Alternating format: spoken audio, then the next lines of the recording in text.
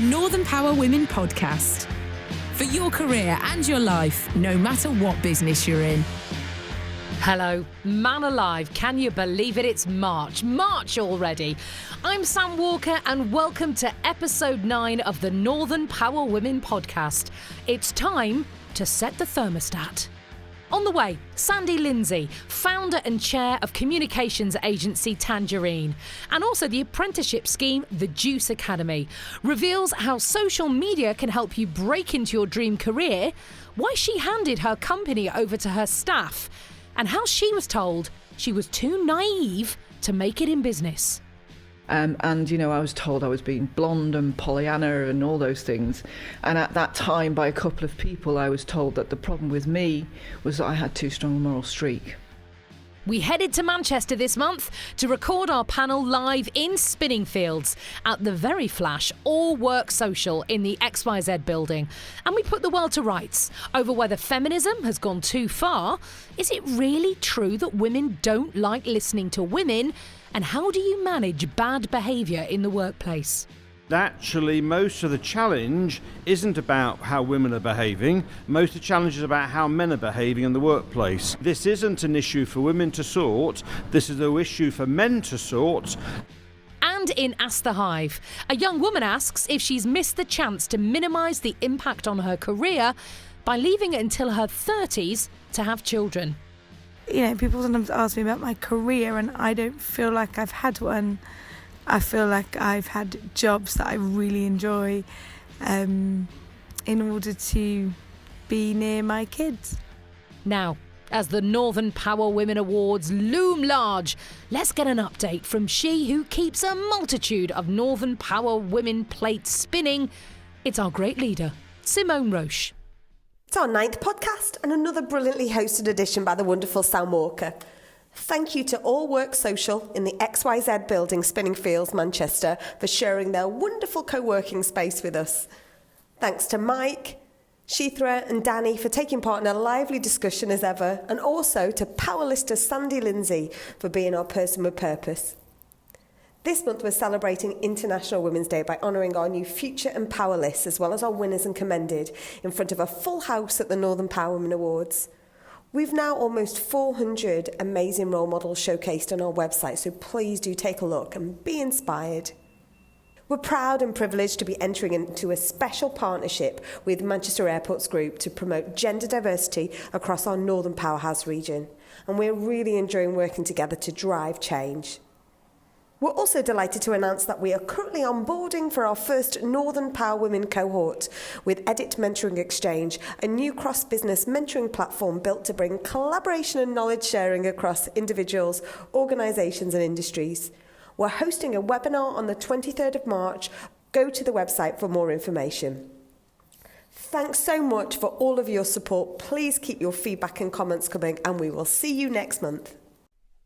And remember, you can follow everything that Northern Power Women does online at northernpowerwomen.com and also on Twitter at North Power Women. Now, to this month's discussion panel and another great insight into some of the big issues we're all facing in the world of work and our personal lives too.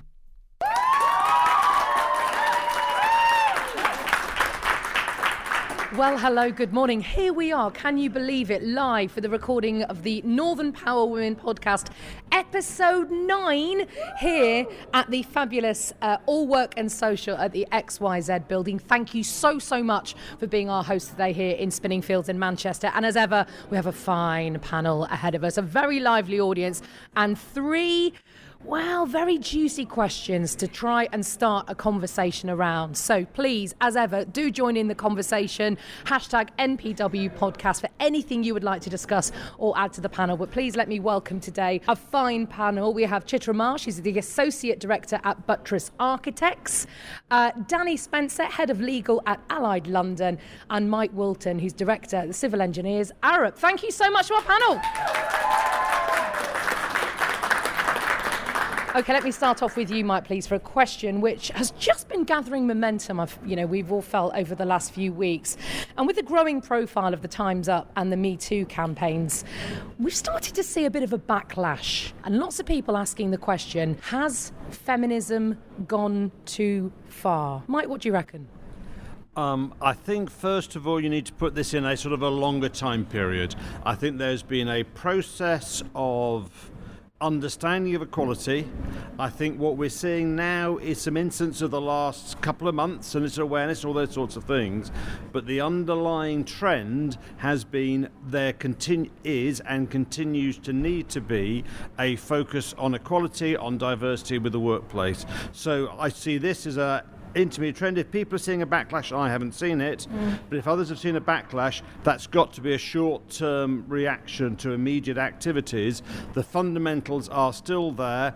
As organisations, as workplaces, there is insufficient attention to diversity and equality and inclusion, and until we get those things addressed, there will continue to be a need for pressure and activism and encouragement in order to make sure those sorts of things happen. As a man, do you know where you stand? And I ask that question because, for example, I've seen articles in the Telegraph with the headlines like, well done, feminists, now men can't even help you at work. There have been male and female writers saying, well, wait a minute, if putting your hand on someone's leg during a meeting is now sexual assault, men can't even ask a woman on a date anymore. They don't know where they stand. Have you felt that, or any of your male colleagues felt that I don't really know how to act anymore? I think we had a discussion about this on Friday, actually, and the word I used about, so where do we want to be, what's our vision for this, is I don't want to feel uncomfortable anymore. And I don't want to feel uncertain about things. And I think that, so the underlying, you need to change the underlying power relationships, and that then makes some of the interactions a lot more comfortable and a lot more easy. I do also think, though, that when we talk about this agenda, it's very often seen as agenda that is talked about and active around women. And actually, most of the challenge isn't about how women are behaving. Most of the challenge is about how men are behaving in the workplace. And so I'm sort of in this audience, but I'm articulating around the place that actually this isn't an issue for women to sort. This is an issue for men to sort and to be guided on what the issues are and how to go about it. So sometimes this is seen as a women's issue, and I don't think it is. It's a men's issues to address. Chitra, to you, there's a bit of a flurry of a round of applause there. Feel free. Spontaneous applause, always welcome. Chitra, has feminism gone too far now? Do men not know how to act? Yeah, I have to admit, I feel a little bit sorry for men. I do think that actually it's very difficult for them to know what to do in certain circumstances, and I don't think it's gone too far. I think it probably hasn't got resolved yet, and that's probably why the voices are louder now, and there's more focus on it. I think when it starts to equalise, then the voices will get smaller, and then we can truly then be inclusive. Do you think feminism needs a rebrand? I mean, I think quite often you see conversations on social media where someone will say, I'm a feminist, and people will say, well, how can I be a feminist? I'm a man. Or how can I be a feminist? I've got sons and I want to support them. Is the word becoming toxic? Yeah, I don't think it should be called feminism. I think it should just be called equality. And it's as simple as that, really. Danny, what about you? What are your experiences of this sort of backlash that seems to be appearing, or notions around feminism? Yeah, it's interesting. I was doing some research in preparation for this morning. There's a website called debate.org, and they've asked the same question. And there was an overwhelming 85% of people that answered, yes, feminism has gone too far, which surprised me. I thought it would be a lot more balanced than that. So I went through and read the comments, and actually there was a lot on there from men who were quite angry about it, and there is a bit of a backlash, I think. And when I took a step back and thought about that, and being the lawyer that I am, I had a look at legislation, and actually you look at Sex Discrimination and Equality Act, you look at gender pay gap reporting, nothing has pushed the balance in favour of women. Everything is geared at equality, but maybe it's not being done in the right way that is engaging for men. They don't feel bought into it, they feel slightly ostracised or disenfranchised. So no, I don't think it's gone too far, but I think maybe there's a different, more engaging way to deal with the problem. So it's great having Mike here on the panel today, engaged in this, bought into this, because it isn't men against women. It is about equality. So, no, I don't think that is right. Anyone from the audience? Has feminism gone too far? Does anyone want to add anything? Yeah. This is it. It's always that thing that you said about women are trying to take something away from men, but all we're trying to do is share it. It's that it should be for everybody. We're not trying to take men's power away. It's just, let's just share it. So if a man wants to stay at home and raise children, let him stay at home and raise children. If a woman wants to go to work, let her go to work. What we should be done is paid the same amount for the same amount of effort that's been put into a job. So not being paid the same is wrong, but we're not trying to take anything away from men. We just want to share it. It's interesting you mentioned the men staying at home. Yes, Mike, I'll come back to you. It's interesting you mentioned men staying at home, because I saw one big thread on social media where a man was furious and saying, I'm sick of women getting all the conversations about work-life balance. I have no work-life balance. I have missed my children growing up. I wasn't there at home for them. I didn't feel able or empowered in any way to say I want flexible working. Is that the next part of the conversation? I think so, yeah, because if we want equality, then it has to work both ways. Men need to be able to do the same things that women are able to do. Until recently, even babies' changing rooms were only in the women's toilets. It was never allowed. We have a gendered society. There are things that women do and there are things that men do. And until we can really start to change that and allow everybody to just be, then there isn't equality. Equality means everybody. Everybody's entitled to the same things. And we can't just see it as that's female stuff, so it's not as good. It's quite often not paid as well. Childcare, baby, not primary school teachers aren't paid as well as yeah. Yeah, no, that happens too. But so we've got this idea that being female or female attributes, caring isn't as valued because there isn't money associated to it. But actually it's all important. If you want a healthy society, everyone's got to be looked after and everyone has to have the same rights. Thank you. One final word from Mike then on this, but we move on to question 2. Mike? Just the point made just a couple of moments ago about sharing out what's there. I think from a business point of view, there is an opportunity to say actually there is more to be had. It's not just sharing out the equality. I think all the evidence I've seen shows that businesses who are more diverse, have more women on boards, are more successful. So it's not just necessarily taking the same pot and sharing out differently, it's actually about creating something better and more valuable, and both men and women can gain from that process. Right, one final comment. Absolutely. Just reflecting on has feminism gone too far, and especially in the light of this year and being the centenary of the some of the first women getting the vote. I actually sit on the board of an exhibition at the People's History Museum, and we're looking at a lot of the reactions and the newspapers to the first time, and there is always a knee-jerk. There's always, when things change, the human beings don't like change. So when change happens, there is a natural knee-jerk reaction. There is another fear coming out as well when voices get louder, and these voices are thinking, actually, what are women wanting? Because there's a fear that at the moment we know we've got this unequal society, and there's that fear that women aren't looking for equality but to tip it the other way. And actually it's constantly just making sure that we as Mike said, we talk about equality, and Chitra said we talk about equality but we expect this, but it's really important to continue it. But if we're going to create change, waves are going to be made. Well, look, this is the start of a conversation. Please do continue it. You can use the hashtag NPWpodcast and also email us. Let us know what you think. podcast@northernpowerwomen.com. Okay, our second question this morning is around an experience I had last week, actually, that I really wanted to share with you. I was speaking at a radio conference in Dublin last week and was really quite surprised to have a conversation with 2 very senior female programme directors within Irish radio who said, do you know what? The fact is, women don't like listening. I was surprised at that attitude, but I'm interested to hear your thoughts, Chitra. That's news to me too. I've never felt like that. I don't know whether it's a stereotype or I don't know. I don't see that at all. Is it the volume? Is it the tone of the voice? We were talking about this earlier, weren't we? Is it the pitch of a voice? Is that what it is? Is it a biological thing as opposed to actually anything psychological? I have no idea. You've never veered towards a male leader than a female leader, or veered towards a male speaker than a female speaker? If I have, then I've done it totally without being aware of it. Danny, what about you? Yeah, I was also really surprised by this. So I think I've worked for women and for men that I hugely respect and also don't respect. So in terms of listening to someone, it is always based for me upon the validity of what they're saying, whether I buy into them, what I think of them as a leader and where they're going. So I was really surprised by that as well. Mike? I think I work in engineering, and engineering has traditionally been very male dominated and is trying very hard to be slightly less excessively male dominated. So there are fewer female leaders in engineering.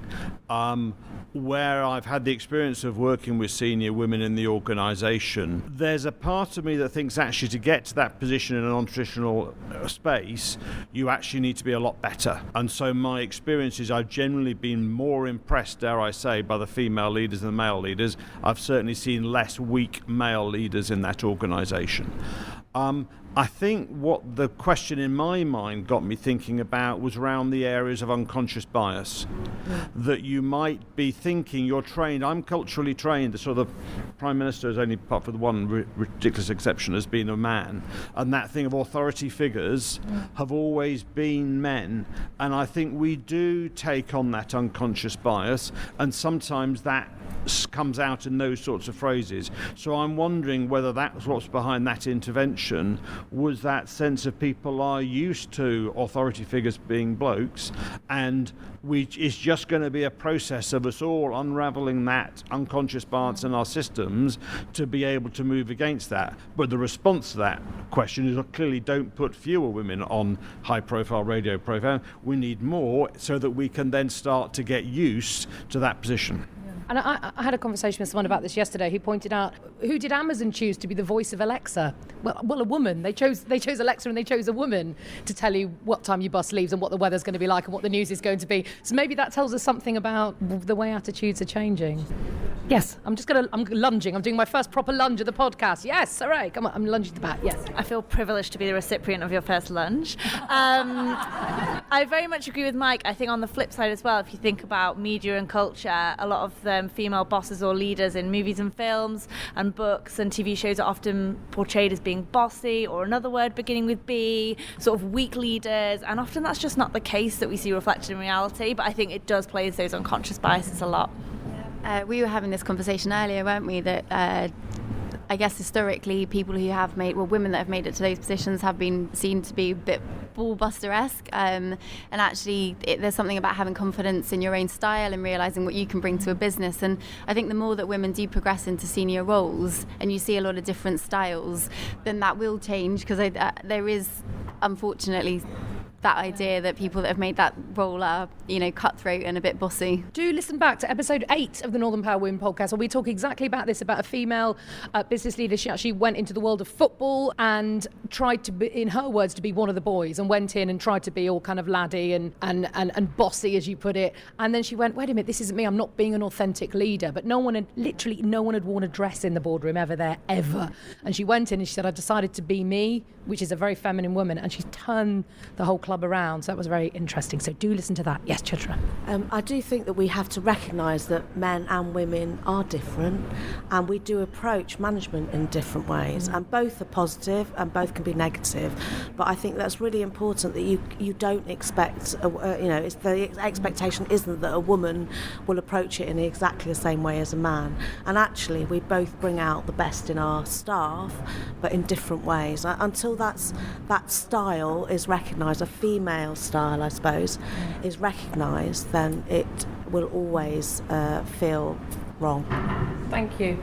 Do let us know what you think, of course. Do continue that conversation. You can find us on Twitter at North Power Women. Okay, we've got one final question today, which, as I'm sure all of you here today will have discussed at least one of these issues at some point over the last couple of weeks. But it's interesting going forward about how we deal with this, because from the President's Club debacle to the Oxfam and also the wider charity scandals, learning there about the behaviour of some of the people who work there.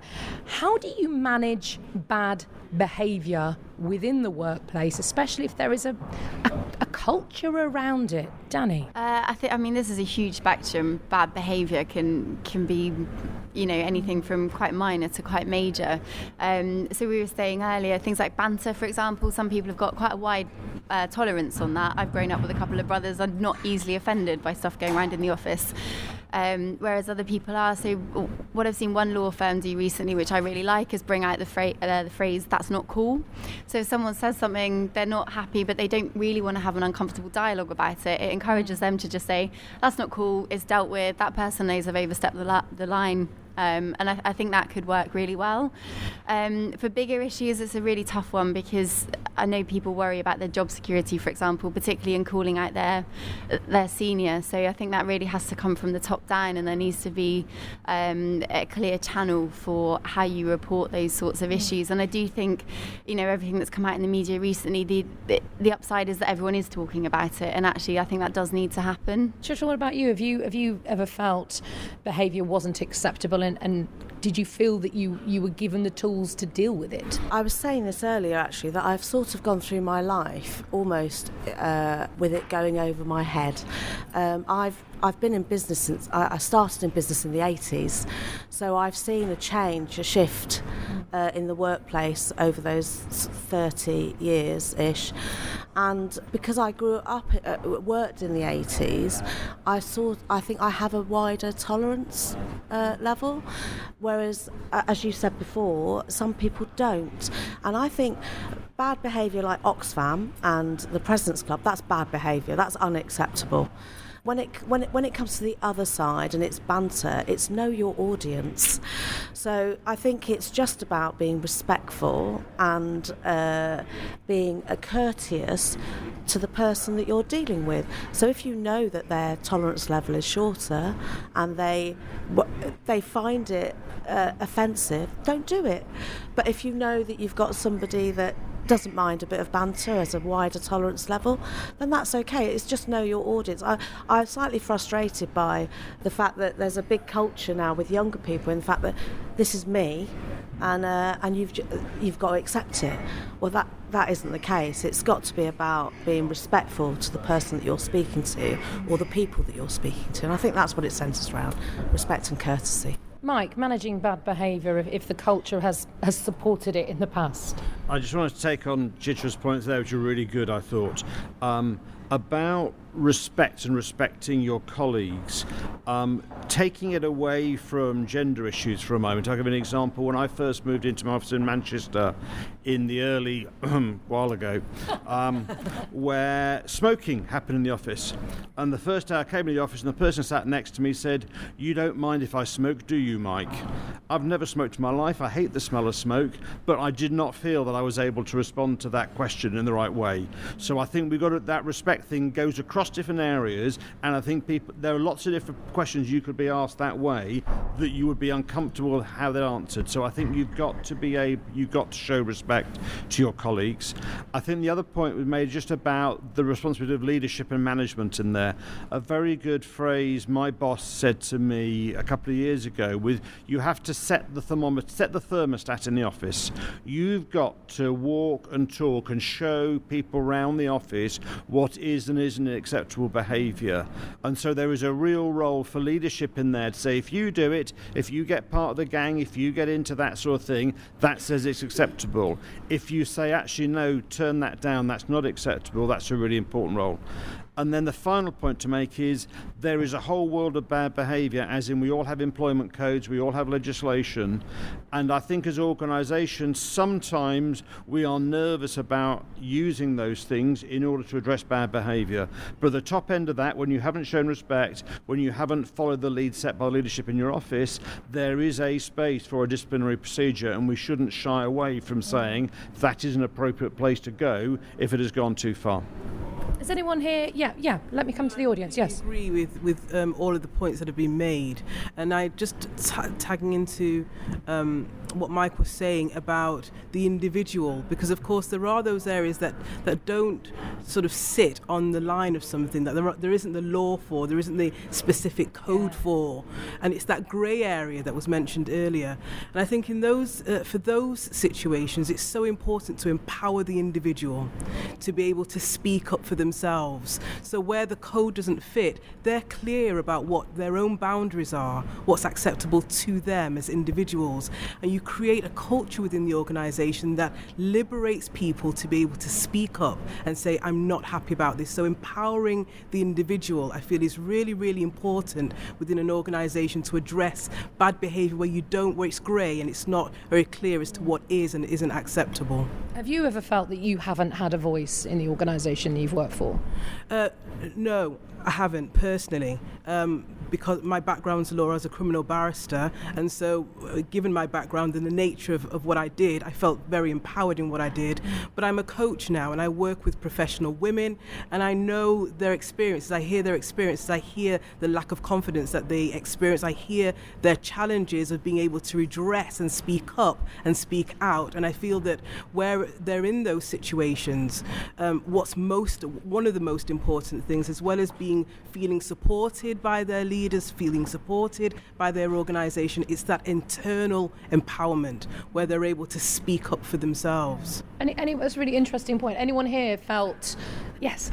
A place where I used to work a long time ago, someone in my team was assaulted late at night, and half of the board didn't take her seriously because she was in a short skirt and hey, that kind of thing doesn't really happen. And I just looked around the table and thought, who are you people? I don't want to be associated with you anymore. And I'm quite strong and able to speak up, and I did. And they looked at me with shock that somebody would find their view offensive.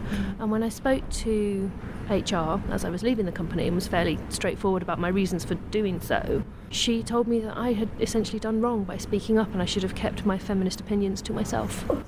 Yes, darling, this is a gasp you can hear around the podcast recording today. Goodness me. How long ago was this? 4 years. Okay, not very long. No. Not very long. Well, look, it's conversations like this, I suppose, that we need to keep having. If stories like that are still circulating, it shows how important it is. As ever, we've run out of time. But what a great discussion today. Huge round of applause again. And thank you so much to our wonderful, wonderful panellists, to Chitra and to Danny and to Mike. And continue the conversation, please. Hashtag NPW podcast. Thank you. Do you know, I love that someone left a comment on iTunes saying that with every podcast, they always learn something. And you know what? Me too. So thank you so much to our hosts and also our panellists for sharing great knowledge and great experience, which just all add to the tools we all need, I suppose, to navigate our way through our careers. Great stuff. If there's a topic you would like to hear talked about, do get in touch. You can just tweet @NorthPowerWomen. Now it's time to learn some more and also hear some more great stories from someone who's made it big in their chosen field. This month, it's time to sit down with Sandy Lindsay, founder and chair of communications agency Tangerine and also the social media apprenticeship scheme, the Juice Academy. I asked Sandy what it was she really loves about her job. It's a cliche, I'm sorry, but I love the people. We have amazing people at Tangerine, and just last week, for instance, we ended our fiscal year, so we all went out for a night. We went and did beer pong and ping pong, and I got hustled on the pool table, and it was just a night of everybody enjoying each other's company and laughing and celebrating. I'm sure you don't get that at every company, and we have that in spades, and I absolutely love that. So how do you find those people that you know are going to complement your team and make you grow?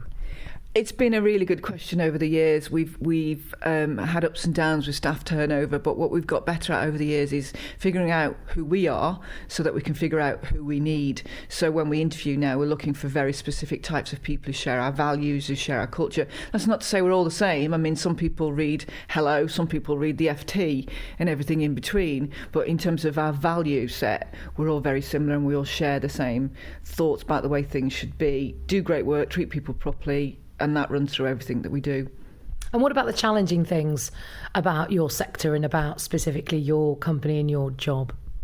Again, same. The converse is people. Again, you know, the ups are always the same as the downs. So over the years, we've had some really challenging times with people. People interview really well, and you never know until they're actually in the business what they're going to be like. So we've got it as badly wrong as we've got it greatly right over the years. But what we've learned over the years is to act quickly on that, whereas at one time we'd try it, lots of different things, and they'd be unhappy and we'd be unhappy. Now we act quite quickly, because if they're not right for you, you're not right for them either. That's what we've learned. Now, I know that with Tangerine, that was a company you started because you'd actually worked in the sort of communication sector, and you hadn't liked the culture.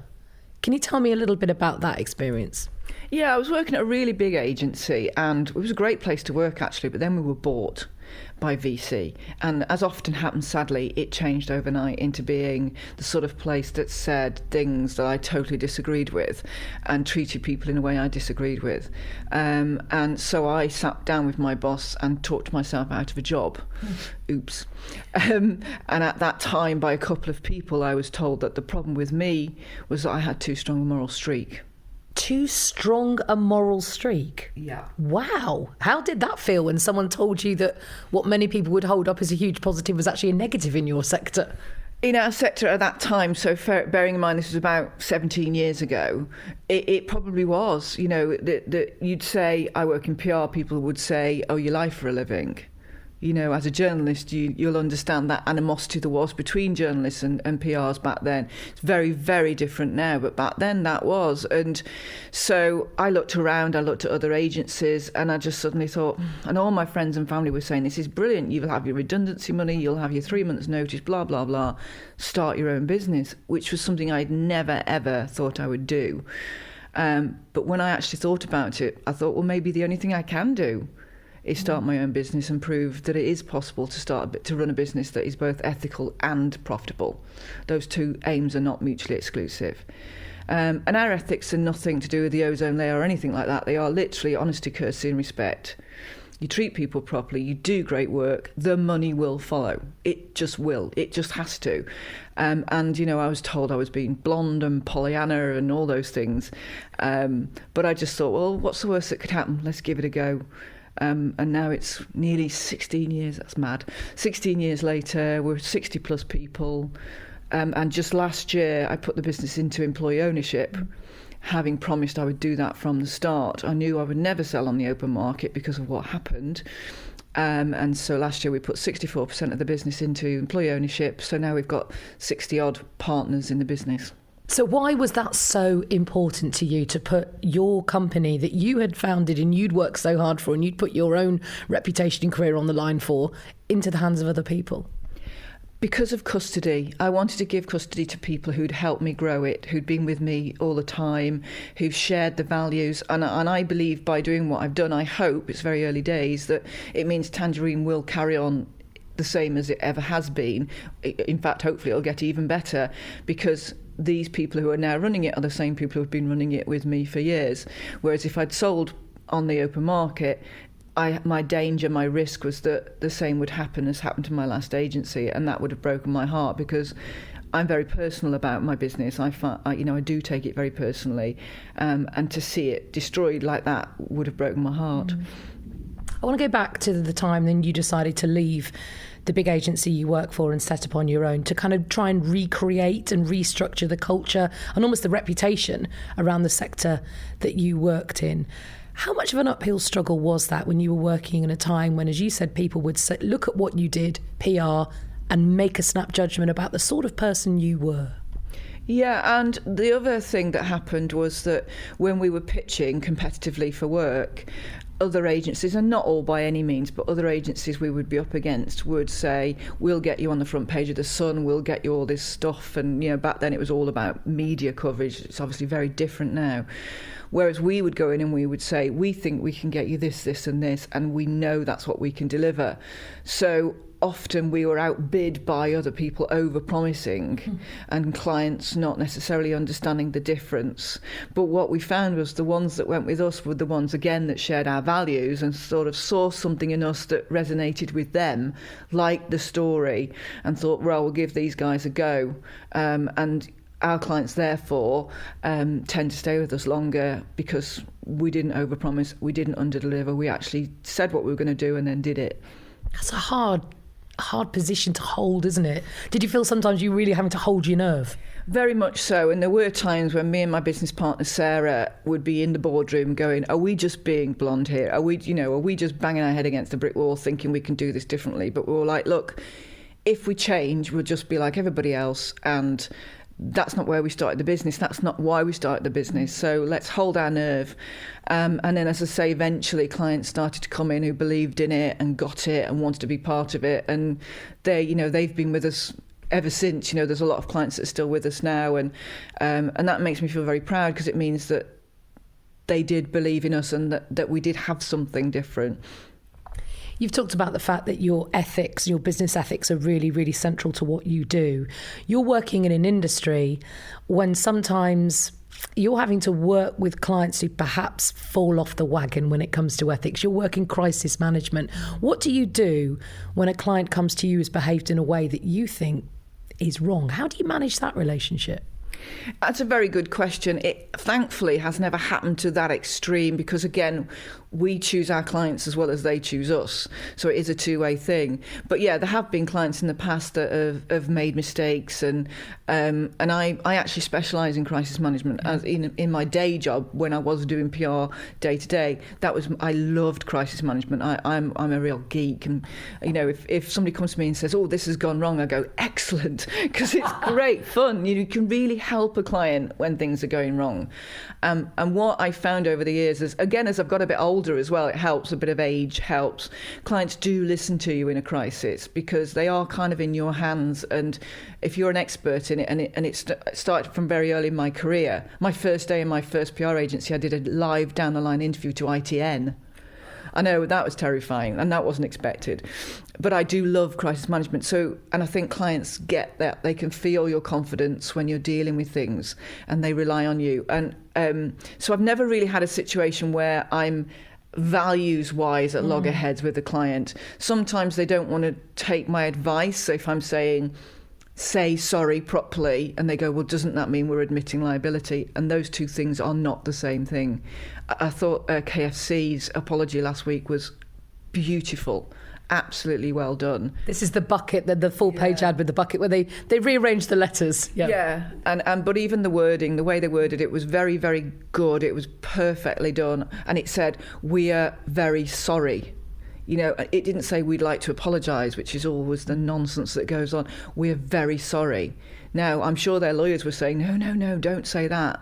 Well, everybody on social media channels was praising them and going out and buying KFC, so who's right? I want to talk now about Juice Academy, which I know is something you are hugely passionate about. Tell me a bit about where this idea came from. In our sector, we've got huge digital skills gaps. Everybody was moaning on about it, and we thought, well, instead of joining in the moaning, let's see if we can actually do something about it. And there's also thousands of kids out of work who are digitally native, and we thought, hold on, these two things don't compute. So we'd already done several job creation programmes at that stage. We'd had a relationship with the National Apprenticeship Service, so we sat down with them. They were pestering us to do it anyway, because they wanted us to actually do a practical thing. And so we sat down with them and looked through this horrendous tome of a document that we had to do.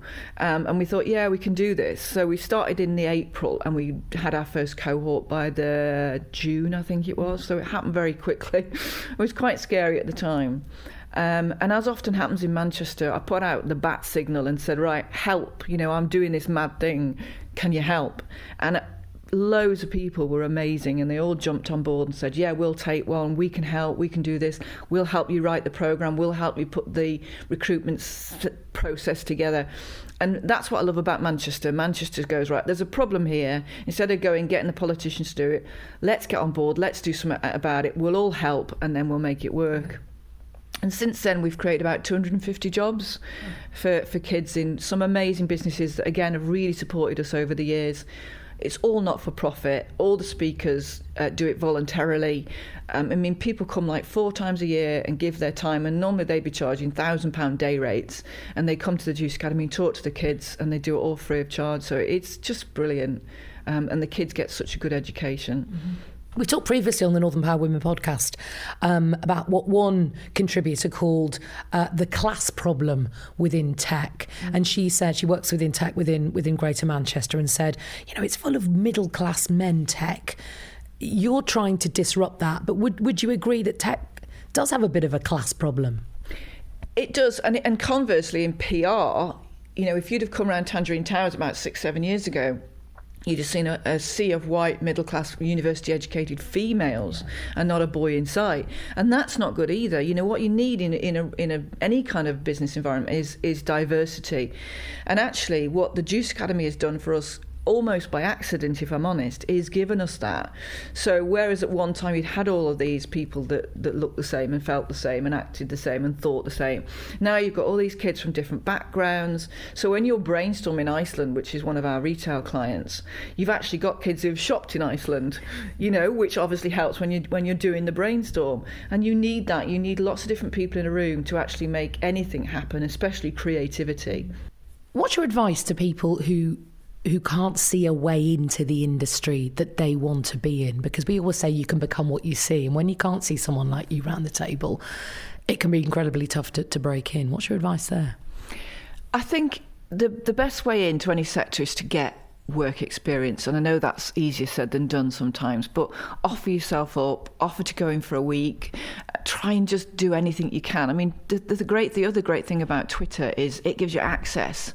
So you can tweet people like me who run businesses and say, I'm desperate to get into your sector. Please, could you give me a week's work experience? Now, if somebody did that to me, I would try and help. Whereas you never had that kind of access before. You'd always have to go to the gatekeepers, the receptionists, the PAs.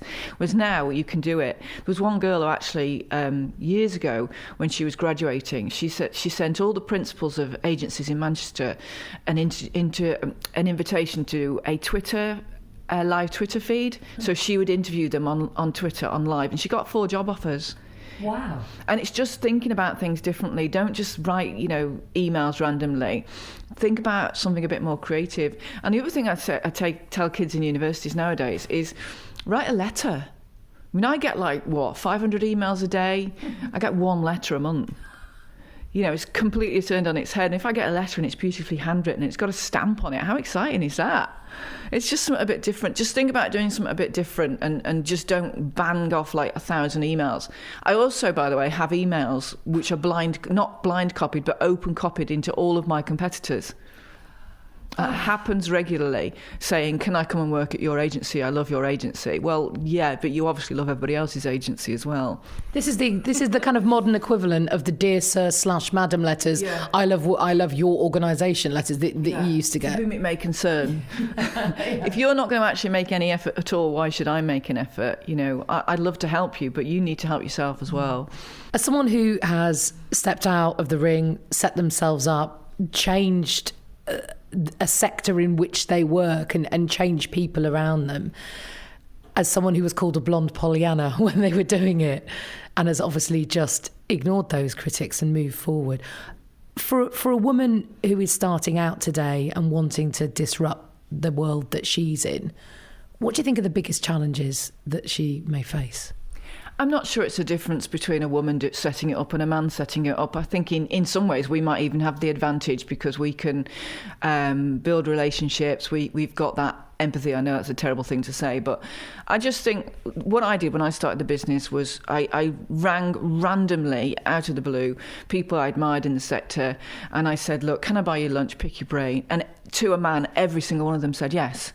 And I would go to London often, to Manchester, Leeds, wherever, and I would pick their brain. We would eat a lovely lunch, and then they would never even let me pay, And these people gave me amazing starting advice, and I do the same now. I think it's just having the nerve to hold your hand up and go, I'm a bit nervous, I don't know what I'm doing. And who does when they start a business? I haven't got the faintest idea. Please, can I pick your brain? I admire what you've done. I'd love to learn. And that's what I did, and as I say, that's what I do now when people are starting out, as much as I can.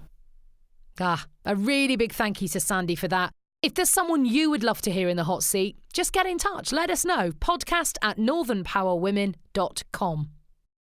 Right, before we ride off into the sunset for another month, how could we forget the place where you get to hear a whole bunch of advice in one beautifully wrapped parcel? It's Ask The Hive, where this month the question is all about the B word, babies.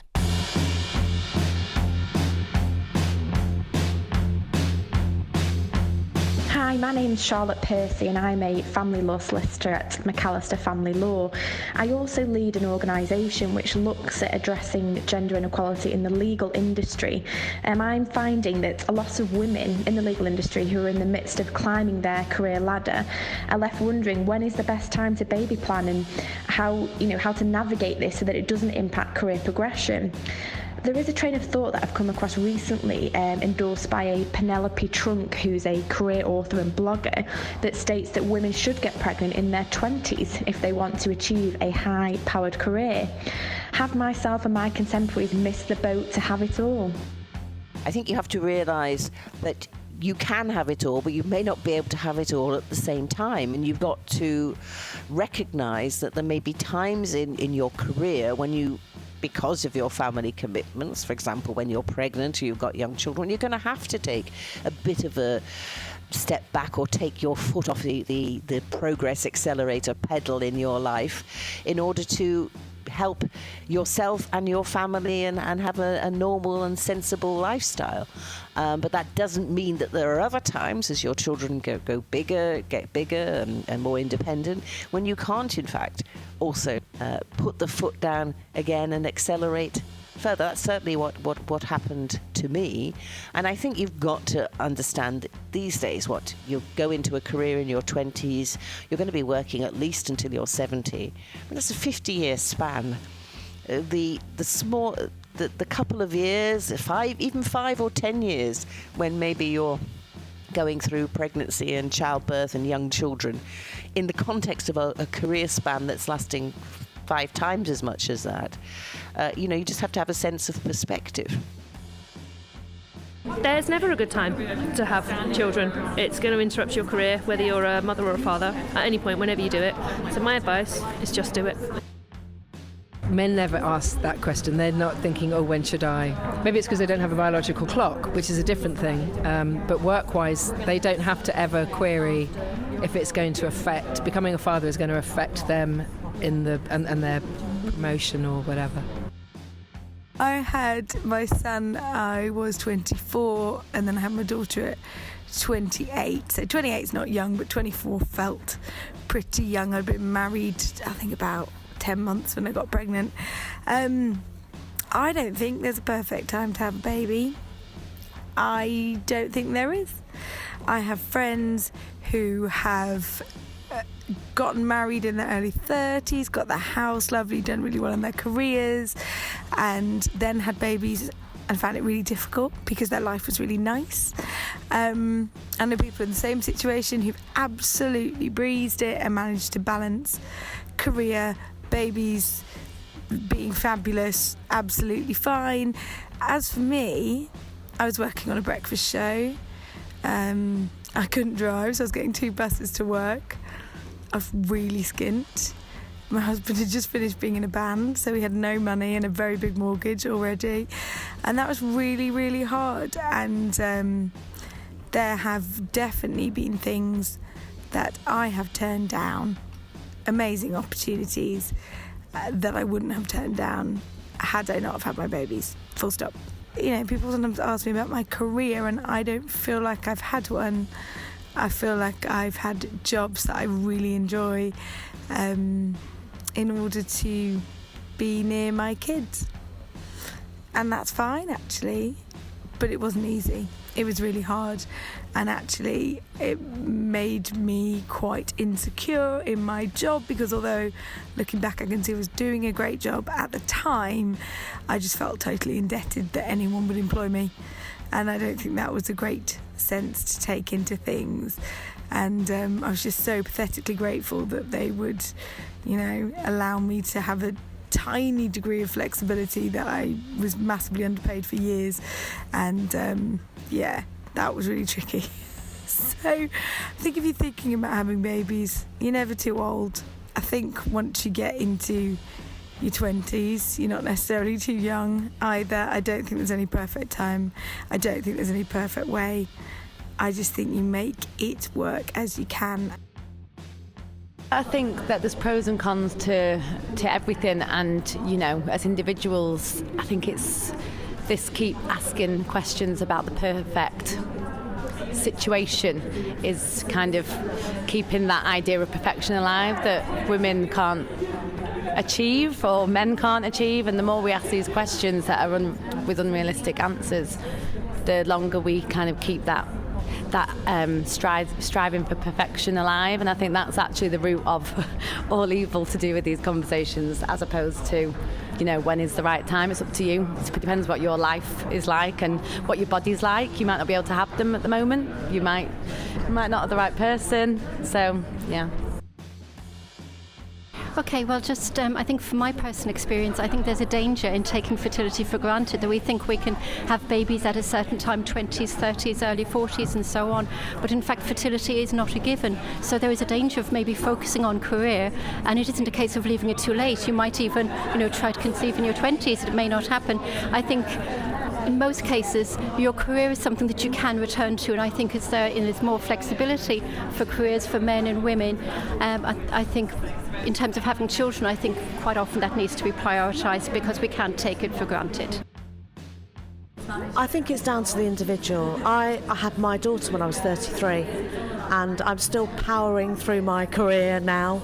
I think the issues with children are there whether you're in your 20s or whether you're in your 30s, sometimes even in your 40s.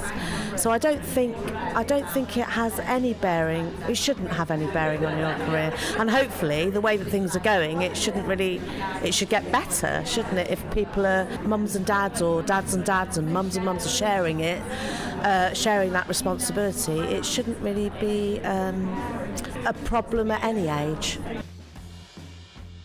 So I've seen, in large law firms, trainees having babies, mid-associates having babies, and then also really senior equity partners. And I mean, I can't speak from personal experience not having children, but having seen them all, I think whenever you have a child, there is going to be an element of sacrifice, having to fit that into your life. And from having seen it at varying stages of people's careers, I don't think there's a right or a wrong answer. And I've still seen people succeed in any one of those roles. So I think it's whatever the right time for you is. I think it's the breadth of opinion and also the knowledge that we get every single month on Ask The Hive that make it such a brilliant place to get some solid advice. If you've got a question you would like to ask, we would love to hear from you. All you need to do is email podcast@northernpowerwomen.com with your question. So time to get in touch again, please, as this month's question comes from Olivia.